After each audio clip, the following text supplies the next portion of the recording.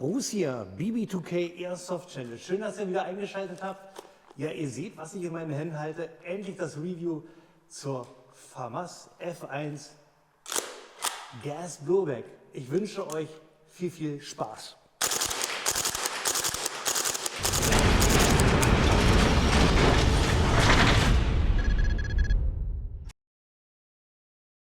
Intro ist durch, da bin ich wieder. Ja, ich denke mal, alle haben darauf gewartet. Ich umso mehr, weil ich hatte den Prototypen ja schon in der Hand gehabt und das war letztes Jahr eigentlich fast exakt ein Jahr ist es her. Und jetzt ist es soweit, ich kann euch das fertige Produkt jetzt zeigen. Es ist ja in meiner Hand und meine erste Tätigkeit, die ich mache, ich fahre erstmal das Zweibein aus. Ihr wisst, ich bin nicht mehr der Jüngste.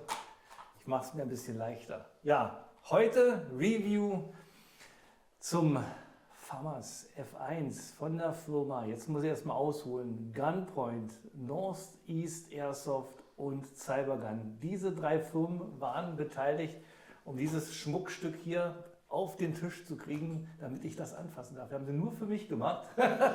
Ich denke mal, es gibt viele andere, die da auch richtig drauf warten, das richtig abfeiern, denn das Teil ist schon Kult. Also nicht nur in Frankreich, denke ich mal, ist es Oberkult, sondern auch für alle anderen, die so ein bisschen was mit Waffen, Real Steel oder Airsoft oder Computergames zu tun haben. Das FAMAS ist absoluter Kultstatus. Und das jetzt als Gas Blowback ist wirklich der absolute Oberhammer. So, jetzt habe ich aber genug geschwärmt. Fangen wir an. Wir sind auch ganz am Anfang. Wie ihr seht, bin ich nicht zu Hause. Ich habe auch nicht renoviert. Ich bin in Anklam bei Gunpoint. Das hat nämlich einen Grund. Das Teil, was ich jetzt hier auf dem Tisch habe, ist die sogenannte Auslandsvariante. Ihr wisst, in Deutschland dürfen wir nicht Full Auto schießen, wenn das Ganze hier mit Gas betrieben wird. Ja, so ist es. Und das Teil kann Full Auto und kann auch Dreierburst, genauso wie das Original. Und so musste ich leider hierher fahren, damit ich euch das dann nachher auch zeigen kann, ohne dass ich Ärger kriege. Ich freue mich deshalb umso mehr. Ich kann euch das Teil vorstellen und ich darf auch mal Full Auto und Burst schießen, aber das erst ein bisschen später. Wir sind noch ganz am Anfang. Fangen wir erstmal an. Was bekommt ihr, wenn ihr 849 € ausgegeben habt? Zunächst erst einmal dieses FAMAS. Es gibt dazu noch einen Karton. Der Karton ist aber noch nicht fertig, aber ich gehe mal davon aus, der wird so ähnlich so ein bisschen wie die alten Northeast Kartons sein, wird schon was Feines werden. Neben dem FAMAS gibt es hier noch ein Patch, kann man als stolzer Besitzer tragen. Dann gibt es dazu noch eine Garantiecard und dann geht das weiter. Dann gibt es hier noch so ein kleines Informationsblättchen über die echte FAMAS und richtig kultig. Und da sieht man wieder, wie viel Liebe da im Detail steckt. Wir haben hier so eine Bedienungsanleitung. Wer sich so ein bisschen mit dem echten FAMAS beschäftigt hat, wird feststellen, dass es so ein bisschen aussieht wie die Original-Bedienungsanleitung vom Original FAMAS. Aber natürlich abgeändert auf die Airsoft-Variante. Ich blätter hier mal noch ein bisschen durch, damit ihr euch das mal reinziehen könnt. Hier auch so das Foto, das ist zum Beispiel das Foto jetzt von der Airsoft-Variante, ist aber genau in der gleichen Perspektive auch wie beim Original. Ja. Hier wird wirklich auf alles eingegangen, was man machen muss, um das Teil zum Spielen zu bekommen, wie man es auseinander nimmt, wie man es wartet. Also richtig viel Liebe ins Detail gesteckt. So, apropos Details, ich denke mal, jetzt sind wir mit diesem Part durch. Würde aber sagen, ich quäle euch noch ein bisschen. Wir machen jetzt mal den Real Steel Part. Ja, Real Steel Facts muss unbedingt sein, denn es könnte ja sein, dass einige gibt, die nicht wissen, was für ein komisches Teil ich hier in der Hand halte.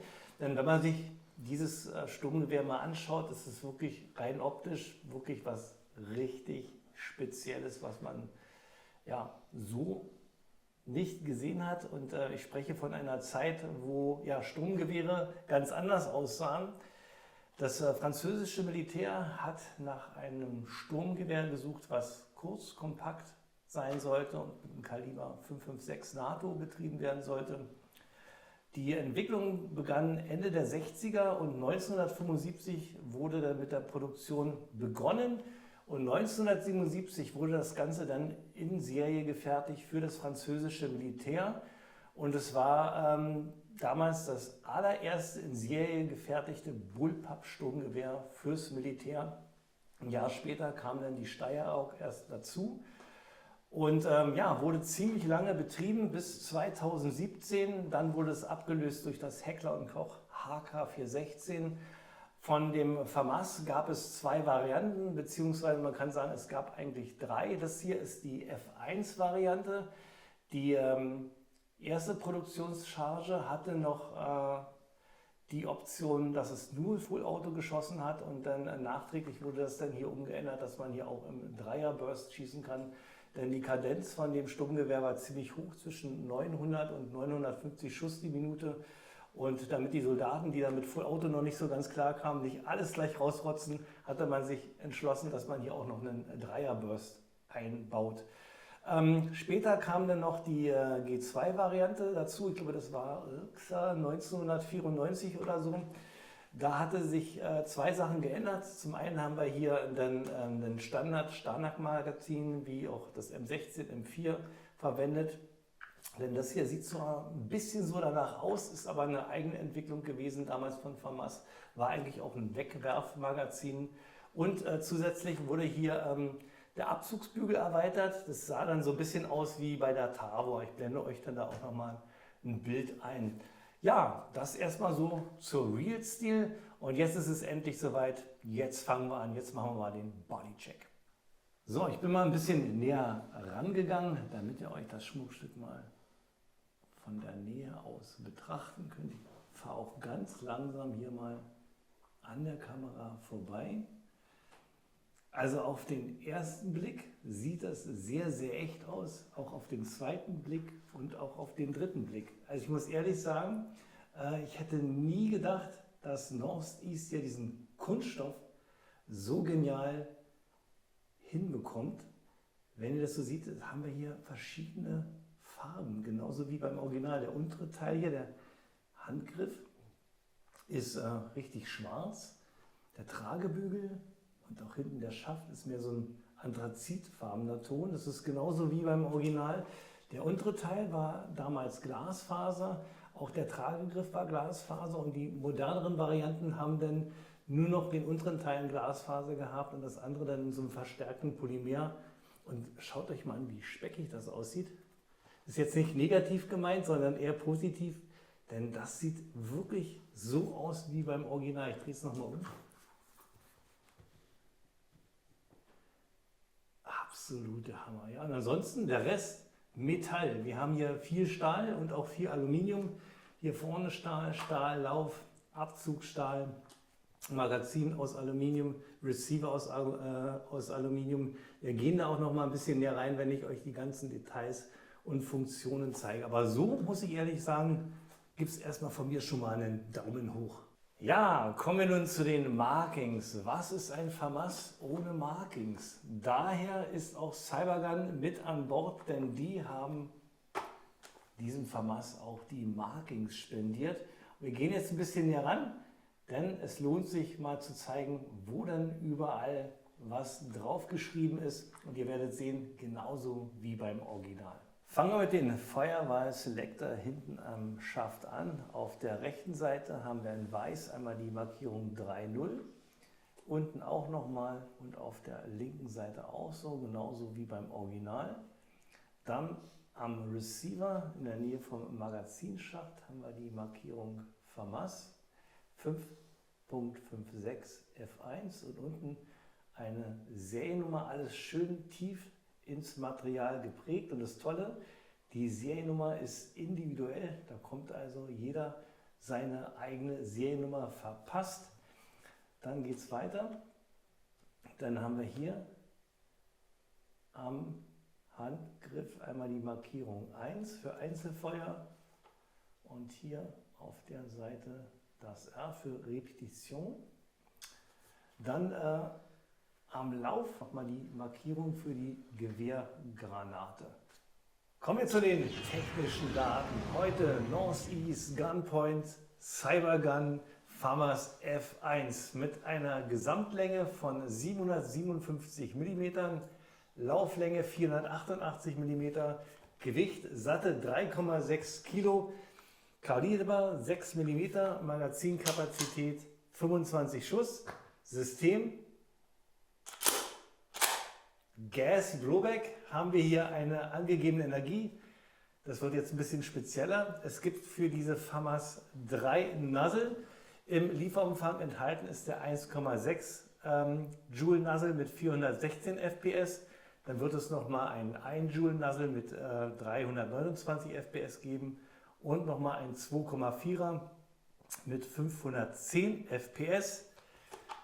Ich werde jetzt mit euch den Chrono- und Gaseffizienztest machen mit der 1 Joule Variante und mit der 2,4 Joule Variante. Die 1,6er haben wir leider nicht da, hole ich dann aber später nochmal nach. Ja, und danach machen wir mal den Rate of Fire und Cooldown Test. Das Ganze machen wir dann mit der 1 Joule Variante und dann bin ich mal gespannt, was das Teil so rausrotzt in der Sekunde. Ja, und dann geht es zum Schießstand und danach sehen wir uns genau an dieser Stelle wieder.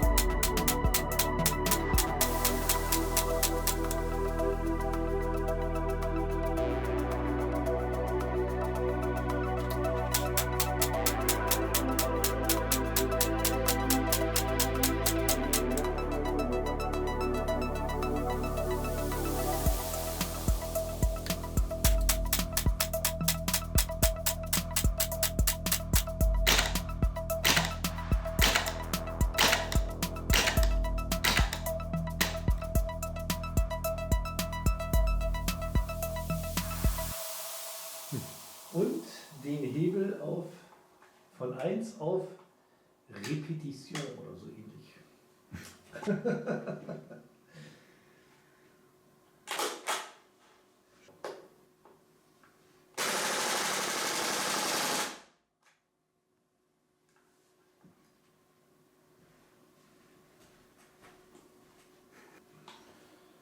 So.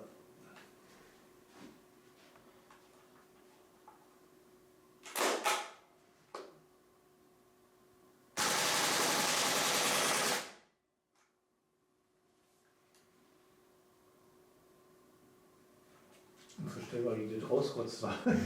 Unvorstellbar.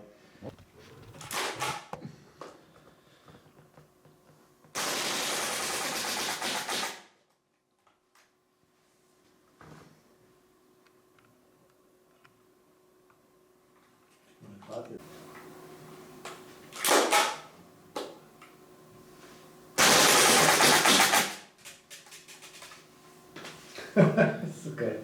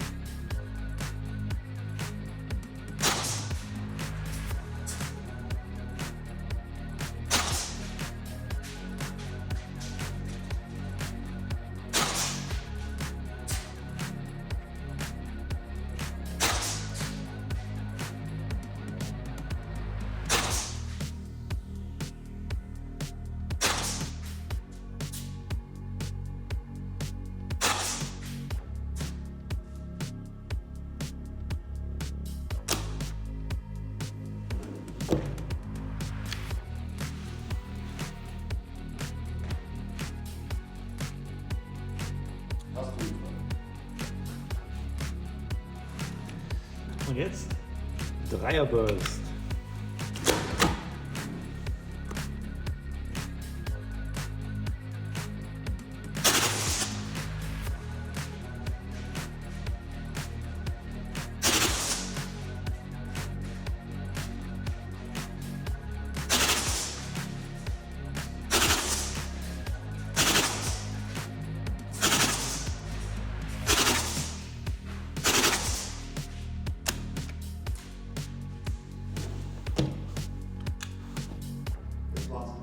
Das Teil wandert richtig, mega genial, macht Spaß und sieht gar nicht mal so schlecht aus. Und jetzt Full Auto. Hebel rum. Sicherung raus.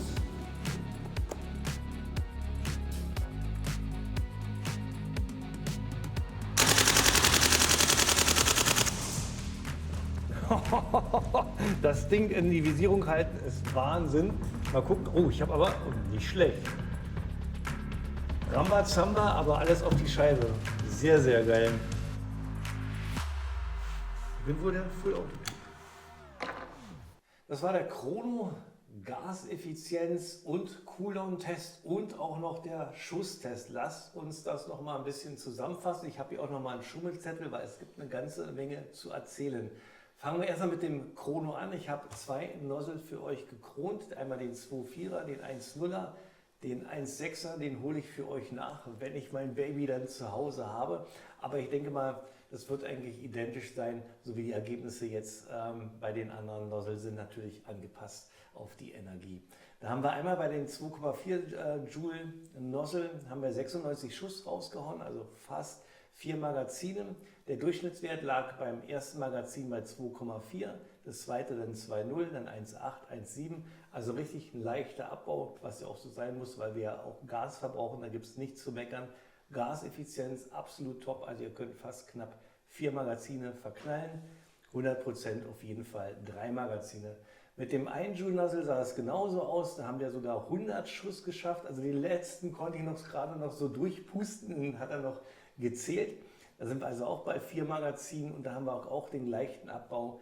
Beim ersten Magazin lagen wir bei 1,16, dann 1,0, 1,09 und dann 1,03. Kann man absolut nicht meckern. Was ich richtig cool fand, der schießt wirklich durch bis zum letzten Schuss. Da gibt es kein Zischen, kein Rattern, sondern es macht dann einfach zum Schluss einfach nur Klack. Da ist wirklich bis zum letzten Schuss alles rausgepustet. Finde ich genial.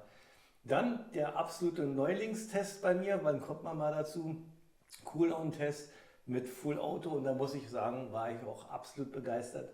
70 Schuss konnte ich mit einer Gasladung raushauen.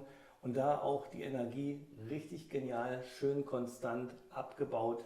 Und wir hatten da einen Rate of Fire gehabt von 13 Schuss pro Sekunde. Das sind ungefähr 780 Schuss pro Minute. Kann man nicht meckern, absolut genial. So, und dann ging es dann endlich auf die Schussbahn. Und da muss ich sagen, von der Präzision für mich gesehen, schönes Mittelfeld. Natürlich keine engen Gruppen, so wie man das bei Elektrotacker sieht. Also für eine Gaswaffe finde ich absolut fantastisch.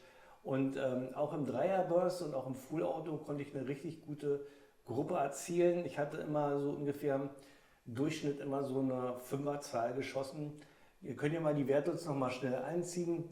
Wo ich einzeln geschossen hatte, hatte ich einen Punktestand von 123 mit einem Group Size von 31 cm. Dreierburst einen Group Size von 44 cm mit 87 Punkten. Ja, und Full Auto, klar, da hatte ich einen Group Size von 94 cm, aber immerhin noch eine Punktzahl von 77. Finde ich gar nicht schlecht. So, das war es jetzt von der Seite gewesen. Jetzt kommen wir zu den Details und Funktionen und ich arbeite mich für euch von vorne bis nach hinten durch. Die Bindungsbremse ist authentisch gefertigt und besteht natürlich auch aus Stahl, genauso wie hier der Lauf, alles schön aus Stahl gebaut. Schauen wir uns mal die Bindungsbremse etwas genauer an, dazu drehe ich das mal ein bisschen in die Kamera. Seht ihr hier die Kerbe? Die ist nämlich für was ganz Spezielles da, und zwar für ein Original FAMAS F1 Bajonett. Tja, wer jetzt eins findet, der kann glücklich sein. Ich bin so ein glücklicher Mensch, ich zeige es mal rein. So sieht das Ganze aus und ich zeige euch mal, dass das passt.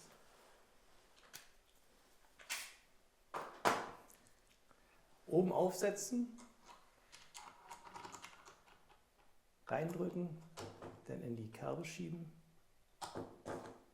dann hinten hier mit der Justierung von der Gewehrgranate steckt ihr das richtig rein und dann sitzt das Ganze fest. Ja, schöne Sache für den Sammler, für den Airsoft-Spieler. Böse Geschichte. Das hat sich Gunpoint auch gedacht. Die fanden so ein Bajonett zwar ganz speziell und ganz genial, aber es wäre doch schöner, wenn es auch von diesem Bajonett einen Nachbau geben würde, den man auch zum Airsoft-Spielen verwenden kann.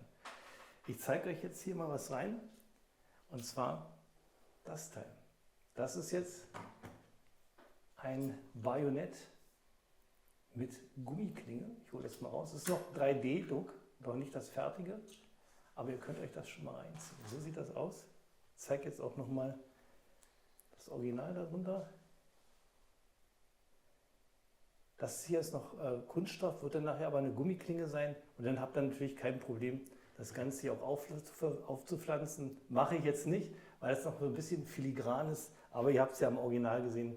Das sieht dann einfach absolut fantastisch aus. Preise sind auch noch nicht so festgelegt, wird aber so ungefähr um die 50 € kosten. Die Mündungsbremse hat natürlich einen 14 mm Negativgewinde, könnt ihr euch abschrauben und dann ja einen Tracer oder einen Muzzle Flash Generator oder einen Suppressor anschrauben, wenn ihr es möchtet. Aber ehrlich, ich würde es so lassen, wie es ist. So muss eine FAMAS aussehen. Ja, apropos Aussehen, weiter geht es hier mit dem Außenlauf. Auch sehr speziell und auch nur so bei der FAMAS zu finden in der Militärvariante. Wir haben hier diese Rifflung hier am Außenlauf mit den Kennzeichnungen 6 bis 15. Das ist die Kennzeichnung für die Einstellung der Entfernung für die Gewehrgranate, die man hier oben aufpflanzen kann. Um hier die Entfernung einzustellen, habt ihr hier den Einstellring. Da drückt ihr hier auf den Knopf. Und dann könnt ihr das in der Position hier einrasten lassen, wie ihr wollt. Ja, und dann kommt hier normalerweise eine Gewehrgranate drauf. Unterhalb des Tragebügels haben wir hier die Visierung für die Gewehrgranate. Die lässt sich authentisch in beide Richtungen justieren. Einmal rechts in 2 Positionen und einmal links in 2 Positionen. Wir haben hier 2 Positionen, da es für das FAMAS damals 2 Typen von Gewehrgranaten gab und je nach Typ, was man verwendet, muss man hier die Visierung einstellen. Zum Visieren muss der Schütze einfach nur das Gewehr ankippen. Ich mache das mal so. Und dann, ich blende es nochmal direkt ein, kann er so von der Seite aus anvisieren und dann halt den Abzug drücken und die Gewehrgranate auslösen. Weiter geht's mit dem Zweibein. Das hatte ich euch ja heimlich schon immer mal wieder gezeigt, aber jetzt ist das Thema, ich zeige es mal hier auch nochmal in diese Kamera rein, authentisch nachempfunden. Und das Tolle ist, es hat auch richtig viel Zug, sodass man sich hier keine Sorgen machen muss, dass hier irgendwas kaputt geht. Alles auch komplett aus Stahl gefertigt. Ja. Ihr könnt euch da richtig reinhängen, ohne Angst zu haben, dass hier was kaputt geht. Ja, ich halte es mal so. Ja. Wie gesagt, ich habe jetzt hier 3,6 Kilo Gegengewicht und das hält hier ohne Probleme. Und ihr seht kaum Spiel, das sitzt hier richtig gut drauf und da könnt ihr euch jetzt hier richtig reinstützen. Und das Schöne, ihr könnt auch das Zweibein entfernen, wie beim Original. Einmal ziehen, nach vorne, einmal ziehen und dann könnt ihr es abziehen. Richtig schön gemacht. Kommen wir zum nächsten Teil hier von der FAMAS. Und das ist das markante Teil, und zwar hier der obere Part. Das ist nämlich nicht nur ein Tragegriff, damit man das FAMAS schön spazieren führen kann. Nein, das hat auch mehrere Funktionen. Zum einen schützt es hier die innenliegenden Teile, wie hier den Ladehebel, der hier hin und her geht bei jedem Schuss.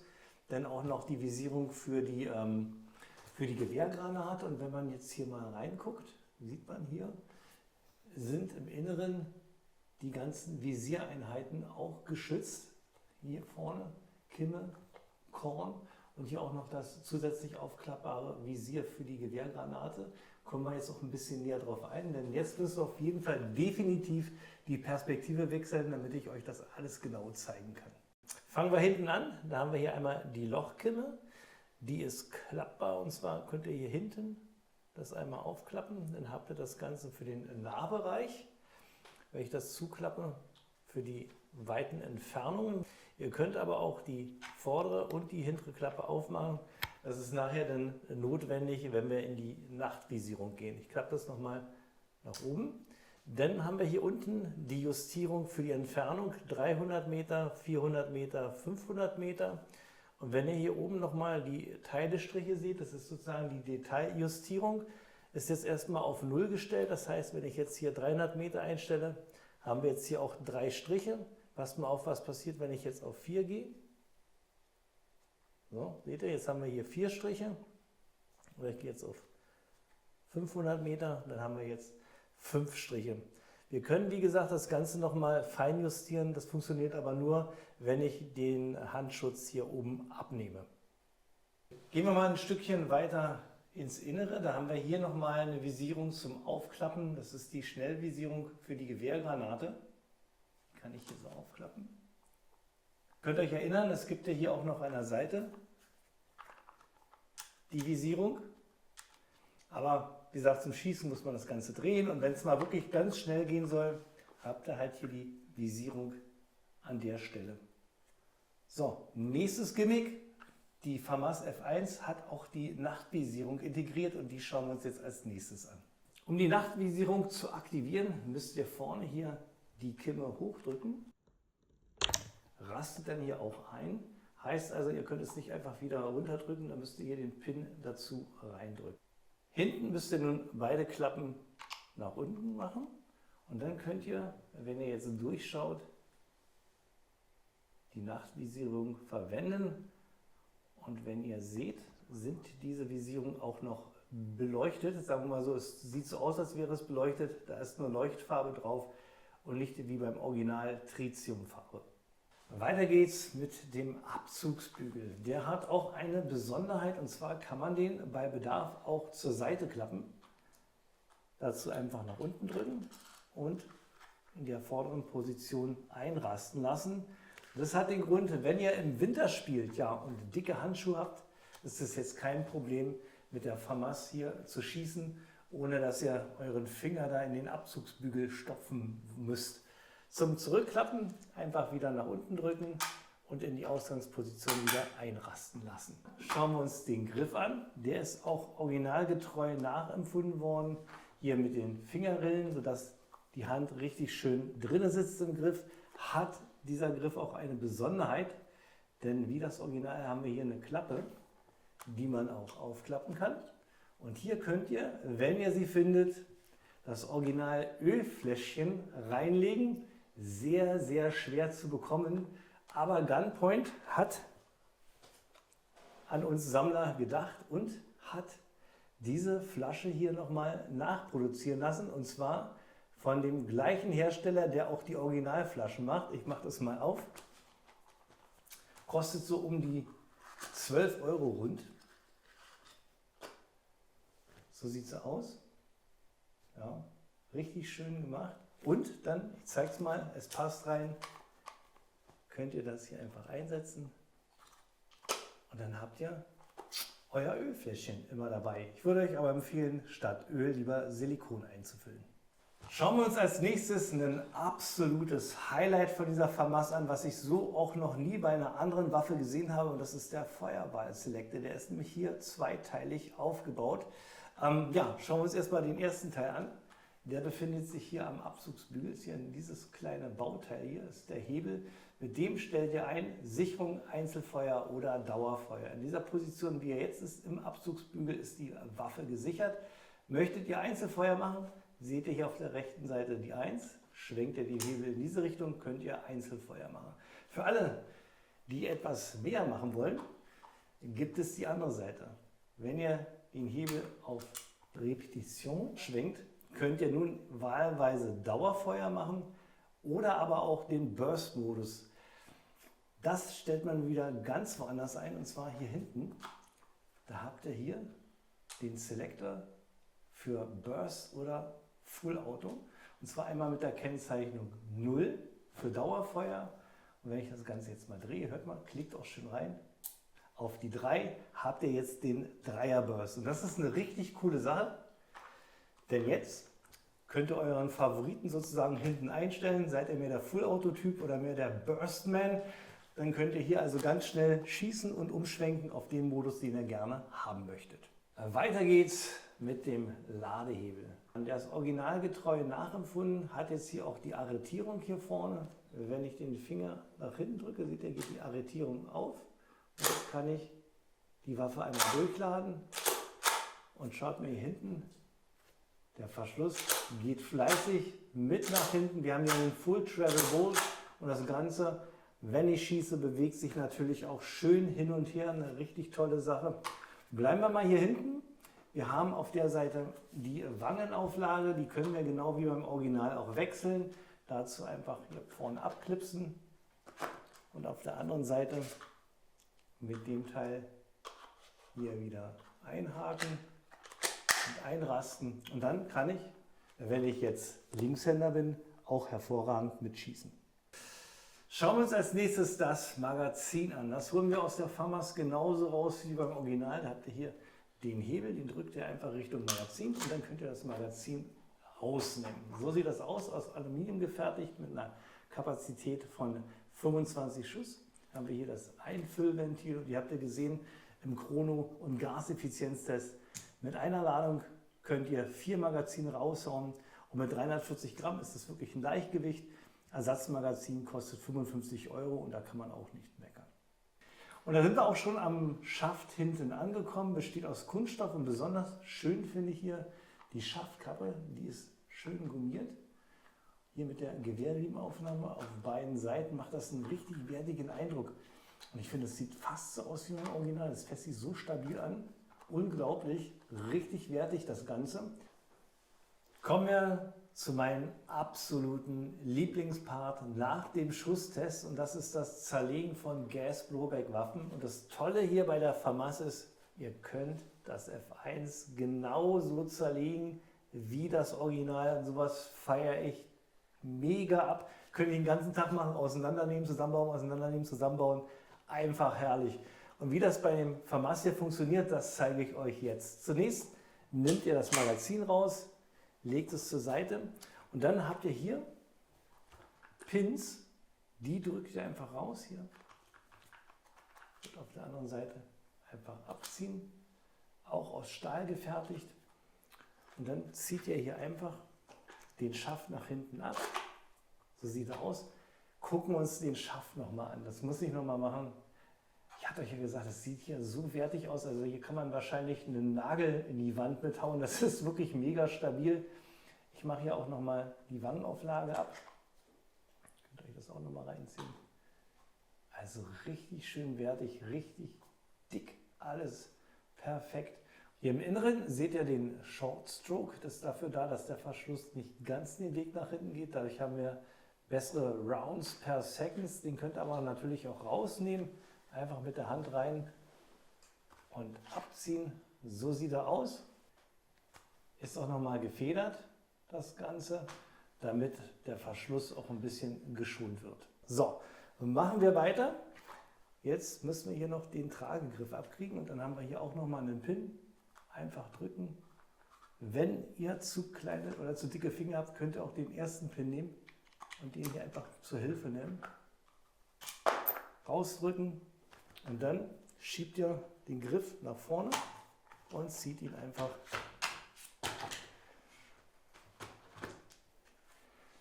schauen wir uns das Ganze auch nochmal an. Wie gesagt, auch richtig schön dick, alles sehr, sehr stabil gebaut. Und 1:1, wer das Glück hat, von der Original FAMAS so ein Teil abzugreifen, kann es auch ohne Probleme anbringen. So, weiter geht's. Jetzt geht es hier darum, den Verschluss rauszunehmen. Dazu müsst ihr hier einmal den Ladehebel ein Stückchen nach hinten ziehen. So, und die Soldaten nehmen normalerweise eine Patrone. Ich nehme jetzt hier einfach mal so einen kleinen Pin und drücke hier den Pin rein. Der ist selbstsichernd, braucht euch keine Sorgen machen, dass der hier rausfällt. Ja, und dann einfach mit dem Verschluss hinten abziehen. Dann schauen wir uns den Verschluss noch im Detail an. Ich drehe das mal so ein bisschen um. Dann sehen wir hier das Nozzle und den Verschlusskopf, den Northeast hervorragend nachgebaut hat, den Mickey Maus Kopf. Hier ist normalerweise die Auszieherkralle drin im Original, wo ihr dann halt auch von einer Seite auf die andere Seite wechseln könnt, wenn ihr Links- oder Rechtshänder seid. Ja, und Northeast hat das hier für uns nachgebaut, damit das optisch richtig genial aussieht. Ja, schauen wir uns nochmal Nozzle an. Wie gesagt, von Haus aus, wenn ihr es kauft, 1,6 Joule, könnt ihr mehrere Varianten kaufen. Dazu müsst ihr nur hier die beiden Schrauben lösen und hier die kleinen schwarzen, also 4 Schrauben insgesamt. Und dann kauft ihr sozusagen nur den hinteren Teil. Der vordere Teil bleibt in der Airsoft drin, wird dann hier einfach nur zusammengesteckt und dann das Ganze wieder befestigt. Wer richtig Lust darauf hat, kann sich natürlich auch verschiedene Verschlussköpfe kaufen, wo dann jeweils immer eine Energiestärke verbaut ist und dann geht das natürlich ratzfatz hinten auseinandernehmen, Schaftbacke, Verschluss raus, Verschluss rein und ihr habt wieder eine andere Energie an Bord. Schauen wir uns die Hop-Up-Justierung an, die befindet sich hier an der Stelle. Dieses schöne Drehrädchen, wenn das nach links dreht, verringert ihr das Hop-Up, nach rechts verstärkt ihr das. Ihr müsst die Airsoft hier nicht so auseinandernehmen, so wie ich es jetzt gemacht habe. Ich habe es jetzt nur mal so jetzt demonstriert, weil man da die Hop-Up-Unit schön sehen kann. Wenn es zusammenbaut, reicht es auch, wenn der Verschluss in der hinteren Position ist, könnt ihr einfach mit dem Finger rein oder mit dem Kugelschreiber das Hop-Up justieren. Das Schöne ist, das Ganze lässt sich nicht überdrehen. Nehmen wir als nächstes die Trigger Group raus. Dazu einfach den Pin hier reindrücken. Selbstsichernd. Ja, und dann einfach rausschwenken und dann habt ihr das so ein gutes Stück hier rausgeholt. So sieht das aus. Sehr kompliziert. Aufgrund dessen, dass wir hier Full Auto und Dreier Burst machen können. Halten wir mal kurz den Magneten ran. Stahl, Stahl, Stahl. Alles Stahl. Richtig schön gemacht. Gucken wir uns nochmal das Griffstück hier unten an, den Kunststoff, wie dick das Material ist und wie fest das Ganze konstruiert ist. Es ist wirklich richtig schön gebaut und sieht auch von dem Speckigen, ich hoffe, man sieht das jetzt schön im Licht, fast so aus wie das Original. Täuschend echt, super toll. Und dabei sind bei Täuschend echt, schaut euch nochmal den Außenlauf an. Der ist genauso aufgebaut wie das echte FAMAS. Das ist ein freischwingender Lauf. Das Einzige, was hier am Lauf fest montiert ist, ist hier die vordere Visierung. Ansonsten der ganze hintere Teil berührt den Lauf nicht. Und das sorgt natürlich für eine absolute Präzision. Und das ist eine richtig schöne Sache. Wenn wir die FAMAS schon mal so schön offen haben, gucken wir uns nochmal die verwendeten Materialien an. Dazu nehme ich nochmal mein Magnet. Ladehebel ist aus Stahl, denn der Firing Pin, ich hoffe, ihr könnt ihn sehen, ist auch aus Stahl gefertigt. Ladehebel natürlich durchgehend. Außenlauf in Aluminium, Visierung Aluminium, vordere Visierung auch aus Aluminium. Die Blattfeder, die ist wieder aus Stahl gefertigt. Für was die da ist, das schauen wir uns jetzt an, denn ich hatte euch ja gesagt, man kann die Visierung noch fein justieren und das machen wir jetzt. Schauen wir uns die vordere Visierung an. Die kann man auch justieren, nur in der Seite, und das zeige ich euch, wie das geht. Und zwar haben wir hier so eine Blattfeder, was die Visierung darstellt. Die kann man hier mit der Schraube entweder in Spannung versetzen oder wieder entspannen, und das heißt entweder nach links oder nach rechts neigen. Um das zu machen, drückt ihr hier an der Stelle einfach die Visierung nach unten, das gibt das Zahnrad frei, und dann könnt ihr hier die Justierung für euch vornehmen. Die Hintervisierung hatte ich euch schon gezeigt, wo man hier einstellen kann 300 Meter, 400 Meter, 500 Meter. Das Ganze kann man aber auch noch fein justieren. Dazu einmal umdrehen. Habt ihr hier so eine kleine Nase, die nach unten drücken. Das gibt hier das Drehrädchen frei, und jetzt könnt ihr hier mit dem Drehrad, ich drehe jetzt mal in die eine Richtung, seht ihr, es werden immer mehr Striche sichtbar, das heißt, die Visierung geht weiter nach oben. Und wenn ich jetzt hier meine optimale Position gefunden habe, lasse ich die Arretierung los und das Visier ist eingestellt.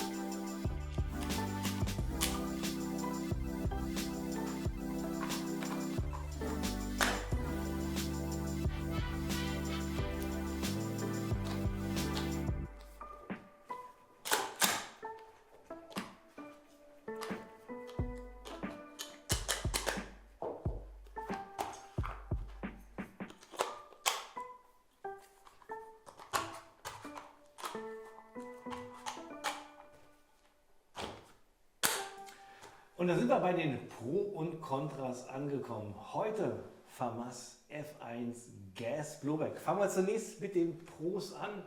An erster Stelle kommt klarer Feuerweg. Wir haben hier das allererste Gas Blowback betriebene FAMAS F1 und das verdient auch die erste Position bei den Pros. Zweiter Pro-Punkt: Verarbeitungsqualität, Materialien, Passgenauigkeit und stabil. Ich muss es nochmal hier, ich halte es hier so fest, ja, 3,6 Kilo hier am Bipod, nichts passiert, also richtig schön konstruiert, auch wenn man sich die einzelnen Materialien mal anguckt, die Dicke perfekt umgesetzt. Nächster Pro-Punkt, natürlich dank Cybergun haben wir hier alle Lizenzen drauf, das heißt also auch alle Markings, so wie es sein muss hier an der Seite. Sowas feiere ich total ab und ich denke mal ihr auch. Nächster Pluspunkt, das sind ja, die Details, da muss ich auch noch mal drauf eingehen. Hier wurde wirklich an alles gedacht, also es gibt hier nichts, was es nicht gibt bei diesem FAMAS. Also ich denke mal, wenn man das jetzt jemand in die Hand drückt, der damit gedient hat, der wird nicht sagen, da fehlt was oder das ist aber nicht so richtig. Hier wurde an alles gedacht, die Visierung, wie man die einstellt, auch nochmal die Feinjustierung der Visierung, dann hier die Gewehrgranate, alles, also wirklich exakt wie beim Original. Und da muss ich ehrlich sagen, Northeast Gunpoints, Cybergun, mega, mega, mega Arbeit, die ihr da gemacht habt für uns Airsoft-Verrückten. Ja? Okay, nächster Pluspunkt habe ich mir aufgeschrieben, Gaseffizienz. Richtig gut, besonders muss ich das erwähnen beim Dauerfeuer und beim Dreierburst. Also da hätte ich eigentlich erwartet, dass das Gas einfach nur so rauspustet irgendwann wegen einem Cooldown, aber nichts. Also es sind ein Magazin weniger, ich kann 3 Magazine rausschießen, ob Burst oder Full Auto, und ich muss ehrlich sagen, das ist richtig, richtig gut. Dann habe ich auch alle Pluspunkte durch. Fangen wir mit den Neutralpunkten an. Und da würde ich die Präzision sehen. Ist nicht super, ist auch nicht schwach, würde ich sagen, das ist Mittelfeld. Ziemlich normal gehalten, kann man nicht meckern. Der nächste Neutralpunkt ist, wir haben hier kein verbautes Endpass, wo ich mit dem Inbusschlüssel hier mir die Energie selber einstellen kann. Dafür gibt es halt Nozzle zu kaufen in verschiedenen Stärken. Muss man natürlich dann ausbauen, einbauen. Aber ich sage mir, sowas stellt man nur einmal ein und man dreht da nicht andauernd rum. Von daher würde ich das als Neutralpunkt sehen. Dann nächster Neutralpunkt betrifft aber auch mehr so den Sammler wie mich. Wir haben hier keinen Dry-Fire-Modus. Das heißt, wenn ich schießen will, dann muss ich richtig schießen. Dann müssen die Kugeln rausfliegen. Hätte ich mir auch gewünscht, wenn wir da einen Dry-Fire-Modus hätten. Aber wie gesagt, alles nicht so dramatisch. Dann letzter Neutralpunkt ist das Preis-Leistungs-Verhältnis. 849 € sind hierfür angesagt. Ihr bekommt eine ganze Menge FAMAS dafür. Also da gibt es nichts zu meckern, da ist wirklich alles mit dabei. Aber es ist halt eine Ansage, das muss man sich wirklich überlegen, ob es einem wert ist, dafür Geld auszugeben.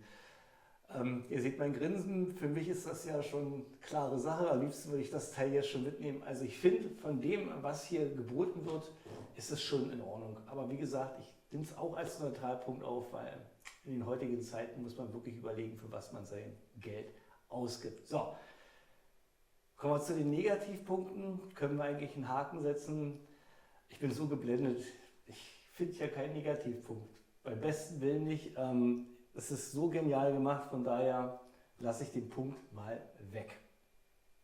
Kommen wir zu meinem Fazit und der Kaufempfehlung. Ihr seht mein Grinsen, für mich ist die Kaufempfehlung längst rausgegangen. Wenn ich könnte, ja, würde ich dieses Baby hier glatt mitnehmen, allein schon wegen dem Full Auto und dem Dreierburst. Es hat so viel Spaß gemacht, dieses Review zu machen.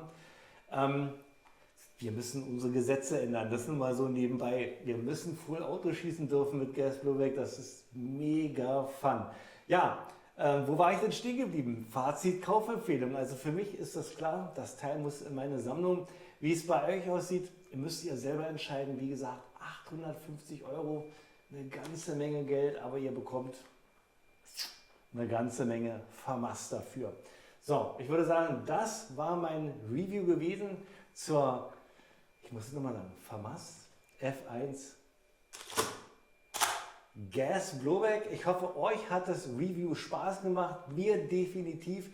Jetzt bin ich auf eure Kommentare gespannt. Haut mal unten fleißig rein, was ihr von der FAMAS haltet. Würdet ihr euch die kaufen?